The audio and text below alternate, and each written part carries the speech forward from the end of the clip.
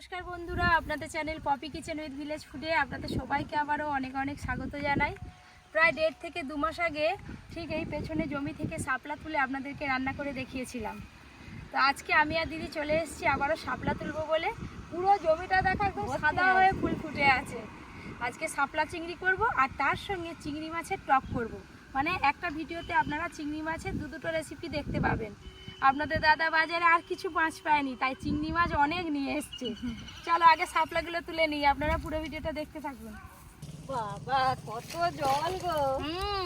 বৃষ্টিটা কি আর কম হলো? জল হবে নি? আগে দূর থেকে তুলো, তারপরে কাছে তুলবো।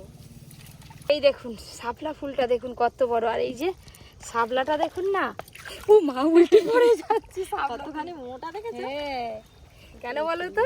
আর খুব বেশি দিন কিন্তু শাপলা পাওয়া যাবে না দিদি, জোর করে 1 মাস। দিদি এর আগে আমি একদিন একা এসেছিলাম শাপলা তুলতে, তারপরে দিদি বলে এবার আমিও যাবো। ভালো লাগে তো এরকম তুলতে।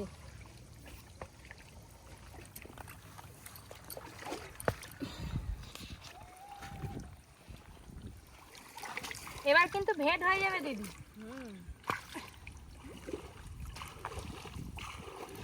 কার কার এই শাপলা খেতে ভালো লাগে অবশ্যই জানাবেন কমেন্ট করে। আমাদের মতো কি এরকম সবাইদের ওইখানে আছে নাকি? এখন বাজারেও বিক্রি হয় জানো তো, কিন্তু বাজারে কিনতে গেলে ততক্ষণে শুকিয়ে যাবে।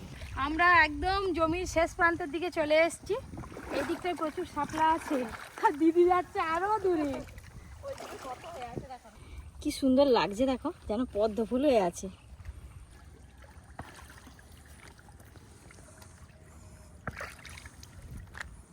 বাবা এখানে এক জায়গাতেই কত হয়ে আছে।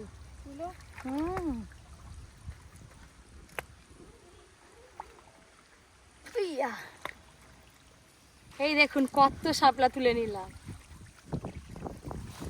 এবার রান্না করে যাবো। এই দেখুন বন্ধুরা, আমরা কোথায় আছি?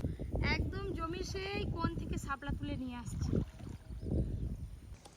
এবারে শাপলা তুলে নিয়ে আসতে ভালোই কষ্ট হলো, খেতে কষ্ট হবে নি।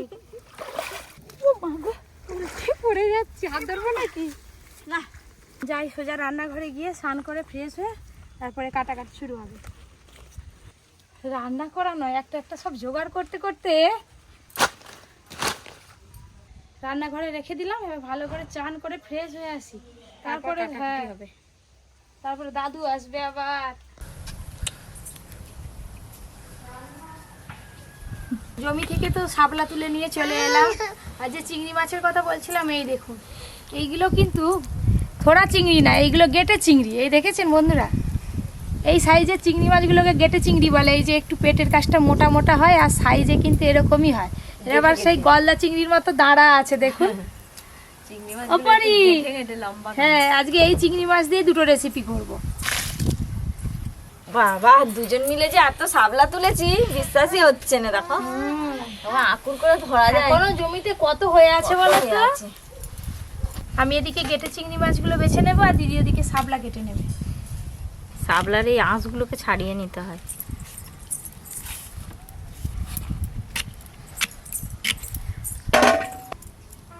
কে চিনি খাচ্ছে? কে চিনি খাচ্ছে? রান্নাঘরে যদি চিনি আনো আর যদি পড়ি থাকে আর একটু চিনি থাকবে না। এই দেখুন চিংড়ি মাছগুলো এখনো জ্যান্ত আছে, এগুলো পা নাড়ছে দেখেছেন? আর ডিম দেখেছেন? প্রত্যেকটা চিংড়ি মাছের পেটেই ডিম আছে। এরকম ডিমওয়ালা গেটে চিংড়ি পাকা তেঁতুল দিয়ে টক খেতেও ভালো লাগবে, আবার শাপলা দিয়ে রান্না করলেও খেতে ভালো লাগবে। তো দাদুর মন পছন্দ দুটো রান্না হচ্ছে, টক আর শাপলা। দেখি তোমার শাপলা একটা খাবো। ওই শাপলা খাবো, শাপলা অনেকেই খায়। হ্যাঁ, কিন্তু এখন আমি ছোটবেলা খেতাম, সে অনেক দিন আগে, বোধহয় 60 বছর আগে। এখন শাপলা খাচ্ছ, কিন্তু ছোটবেলার সেই অনুভূতিটা। হ্যাঁ, ছোটবেলার কথা মনে হচ্ছে বলেই তো খাচ্ছি শাপলা দেখে। পরি দেখ, এই গেটে চিংড়ি মাছটা দেখেছেন? ঠিক মনে হবে গলদা চিংড়ির বাচ্চা। এটা কিন্তু গেটে চিংড়ি, আর এগুলো আলাদাভাবে পুকুরে চাষ করা হয় না। যখন সেই নদী থেকে ছোট ছোট চিংড়ি ধরে নিয়ে আসে, তার সঙ্গে একটা দুটো চলে আসলে পুকুরে হয়ে যায়।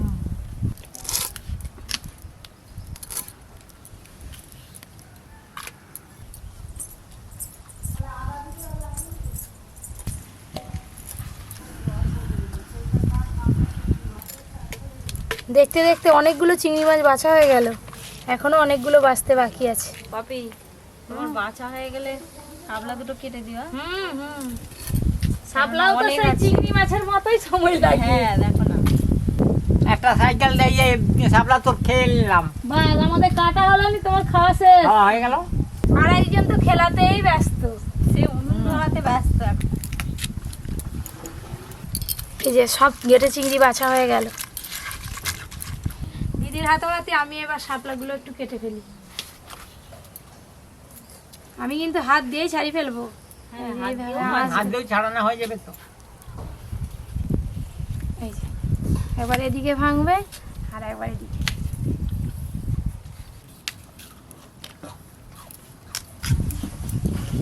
আর দাদুকে খাইয়ে দিচ্ছি। দাদু তোমাকে কিন্তু পরিও খুব ভালোবাসে, শুধু আমরা বন্ধুরা নয়। এইগুলো হলে হয়ে যাবে, এক গামলি হয়ে গেছে, ভর্তি হয়ে গেছে একদম। দাও দিদি, ধুয়ে নিয়ে আসি ভালো করে। আর যেগুলো আছে আমি ঘর নিয়ে যাবো। রাত্রেবেলা শিশিরে রেখে দেবে, টাটকা থাকবে। হ্যাঁ, শুকো মাছ দিয়ে চচ্চড়ি করবো। শাপলা আর চিংড়ি মাছ একদম পরিষ্কার করে ধুয়ে নিয়ে চলে এলাম। এবার উনান ধরিয়ে নেব। কি হলো, মশলা করবে?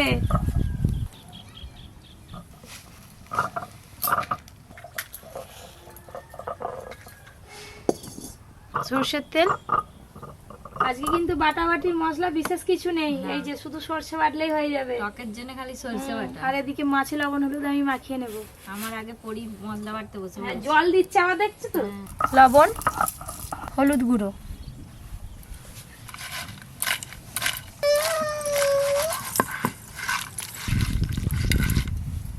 সরষে বেটে নেবো।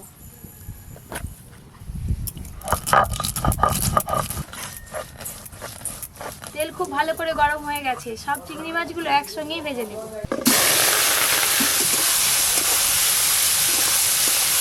এই চিংড়ি মাছ ভাজলে আর সেন্টটাই আলাদা, জানিস। হ্যাঁ গো, দিলে কি হবে, মন খালি খাবো খাবো করে। ডুবো, দাঁড়াও, ভাজা হোক।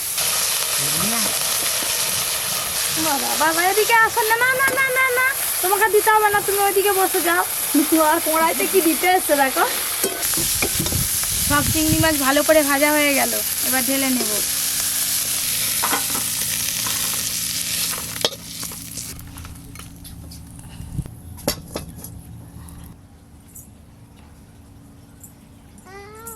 মাছ তো ভাজা হয়ে গেল, এবার প্রথমে শাপলা রান্নাটা করে নেব। সর্ষের তেল দেব। শাপলা রান্নার জন্য ফোড়নে কালো জিরে দেব। কেটে ধুয়ে রাখা এক গামলি শাপলা আছে, এবার দিয়ে দেবো কড়াইতে।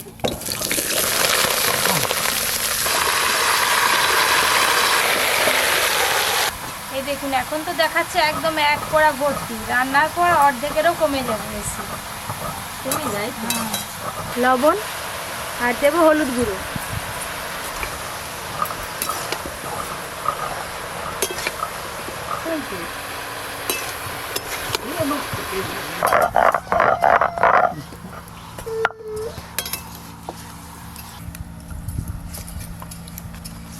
সবকিছু ভালো করে মেশানো হয়ে গেল, এবার চাপা দিয়ে দেব।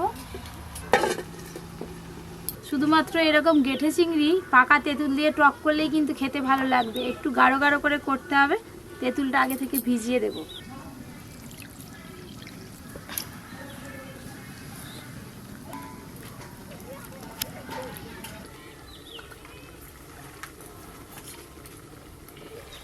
এই দেখুন কত কমে গেছে শাপলা।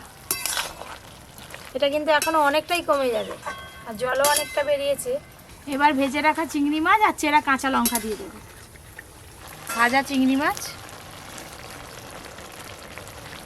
চেরা কাঁচা লঙ্কা,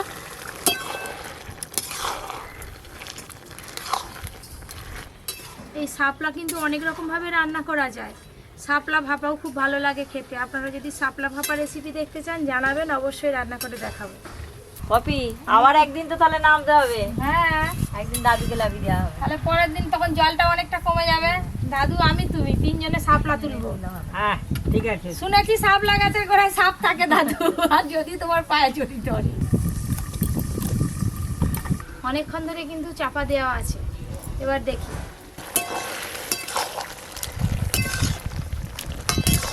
এই দেখুন বন্ধুরা, জল কিন্তু অনেকটাই কমে গেছে আর শাপলাগুলো বেশ ভালোই সেদ্ধ হয়ে গেছে। নামানোর আগে একটু চিনি দিয়ে নামিয়ে নেব।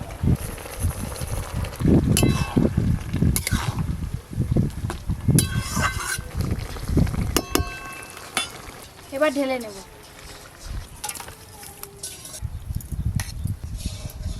এবার পাকা তেঁতুল দিয়ে চিংড়ি মাছের টক রান্না করব। 5 ফোড়ন দেব, ফোড়নে এই যে এবার তেঁতুলের কাঁচরা দিয়ে দেব।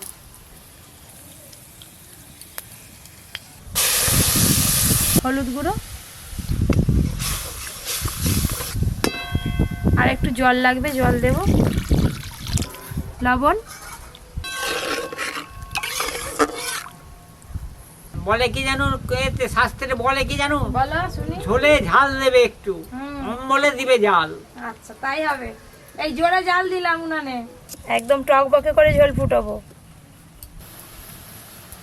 টকের ঝোল কিন্তু বেশ ভালো করে ফুটে গেছে। এবার ভেজে রাখা চিংড়ি মাছগুলো দিয়ে আরেকটু ভালো করে ফুটিয়ে নেব।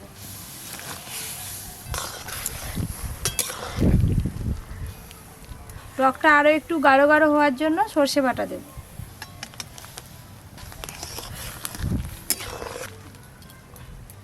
চিংড়ি মাছ আর সর্ষে বাটা দেওয়া হয়ে গেছে। এবার আর 2-1 ফুটে গেলেই ঢেলে নেব।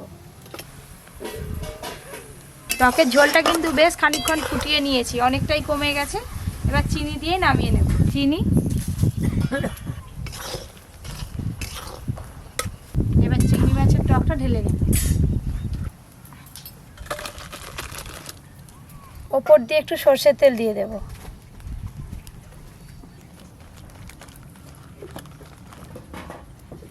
হ্যালো, শাপলা তুলা হলো এতক্ষণে জলে, তুলে অনেক কষ্টে নিয়েছে, এবার কাটা হলো আর নাড়া হলো, আবার রান্না হলো, এবার খাওয়া হবে। এবার আমি দিয়ে দিই। হ্যাঁ এই দেখো দাদু, দে দে দে, হ্যাঁ রে দে না।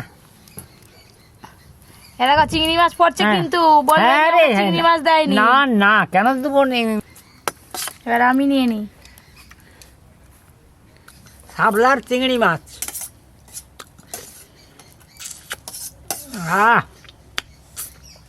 চিংড়ি মাছের টকটা দেখেছেন কত সুন্দর হয়েছে। একবারে গাঢ় গাঢ়।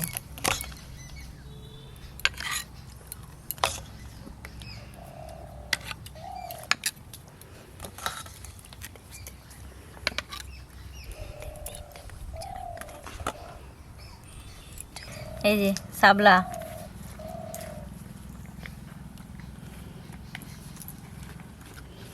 শাপলা রান্নার যা স্বাদ, তার সঙ্গে এই যে চিংড়ি মাছ পড়েছে,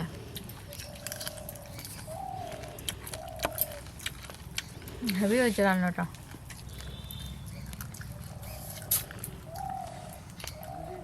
রান্নাটা কিন্তু দারুণ হয়েছে। কোন রান্নাটা?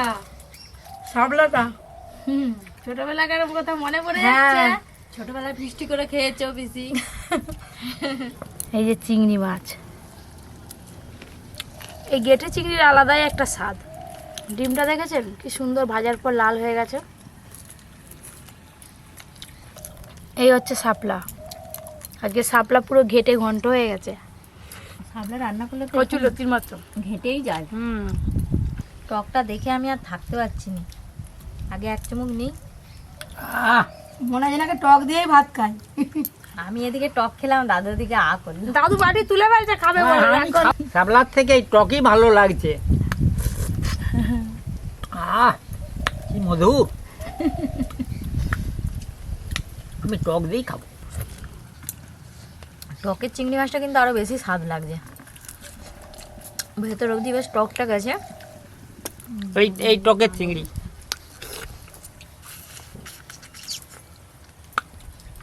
টকের চিংড়ি আবার খুব স্বাদ।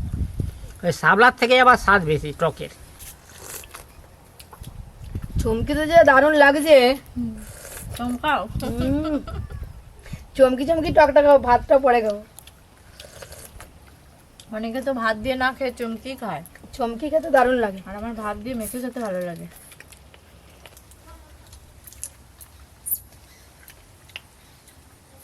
ঘিটা দেখছো একদম কি সুন্দর লাল হয়ে গেছে।